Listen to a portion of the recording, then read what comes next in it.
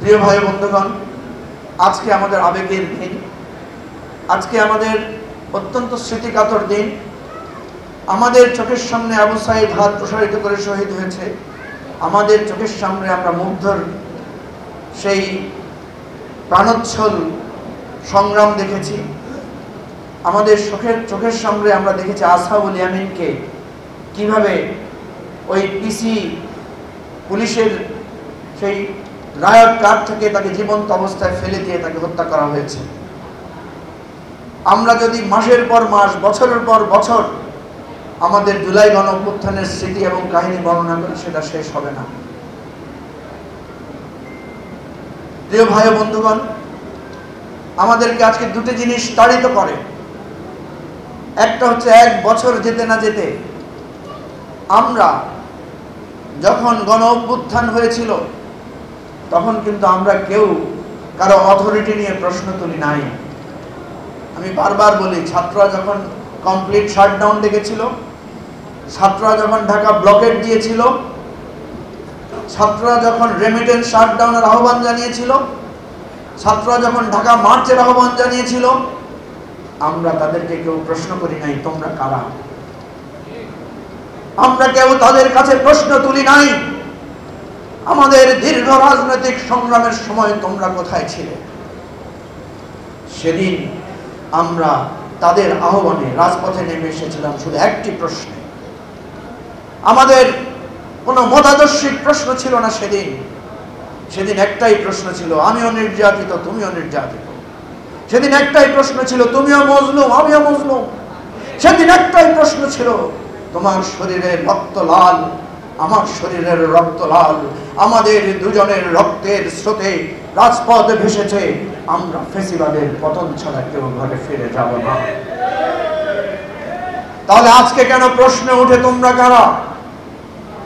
আজকে কেন প্রশ্ন উঠে তোমাদের আন্দোলন সংগ্রাম কতদিনের? ঠিক একইভাবে আমার প্রশ্ন, জুলাই অভ্যুত্থানের যোদ্ধারা কেন আজকে প্রশ্ন তোলে যে আপনারা তো বালুর ট্রাকও সরাতে পারেন নাই? সেদিন যখন রাজনৈতিক নেতারাও পাশে এসে দাঁড়িয়েছিল, তখন তো ছাত্ররাও কখনো রাজনৈতিক নেতাকর্মীদেরকে এই প্রশ্ন তোলেন নাই, আপনাদের পরাজয়, আপনাদের পিছিয়ে পড়ার কারণ কি? কারণ আমরা সবাই দেখেছি, আমরা ইলিয়াস আলীর গুম দেখেছি, আমরা রাজপথে রাজনৈতিক নেতৃবৃন্দকে কিভাবে মারা হয়েছে, কিভাবে নির্যাতন করা হয়েছে, কিভাবে ধরে নিয়ে বন্দী করা হয়েছে, আমরা সেই ইতিহাস দেখেছি।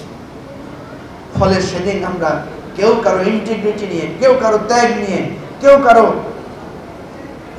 অবদান নিয়ে প্রশ্ন তুলি নাই। আমরা এই বাংলার মানুষ বারবার ঐক্যবদ্ধ হয়েছি, বারবার দ্বিধা বিভক্ত হয়েছি। আমরা বারবার শত্রুর বিরুদ্ধে লড়াই করেছি, আবার দুর্ভাগ্যের সাথে ইতিহাস বলতে হয় আমরা নিজেও নিজের সাথে লড়াই করেছি, নিজেও নিজের রক্ত ঝরিয়েছি।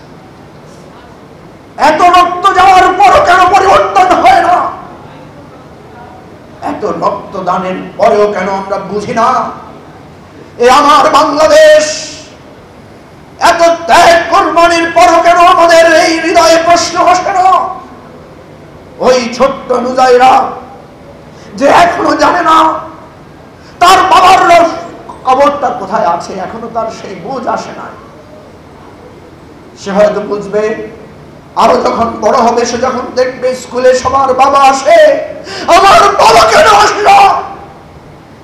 সে যখন স্মৃতিতে শুনবে এক ফ্যাসিবাদকে হটানোর জন্য, এক স্বৈর শাসককে হটানোর জন্য তার বাবাকে অসহায় ভাবে জীবন দিতে হয়েছে, রক্ত দিতে হয়েছে, সেদিন এই রাষ্ট্রের কাছে তার বিবেক দিয়ে সে প্রশ্ন করবে, তোমরা আজ কেন বিভক্ত?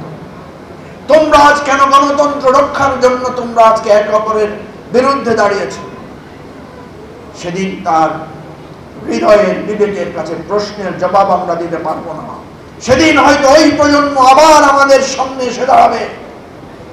মাহমুদুর রহমান যে কথাটা বলেছিলেন, গণ অভ্যুত্থানই একমাত্র পরিণতি, সেই আবার সেই গণ অভ্যুত্থানের পরিণতি আমাদেরকে ভোগ করতে হবে।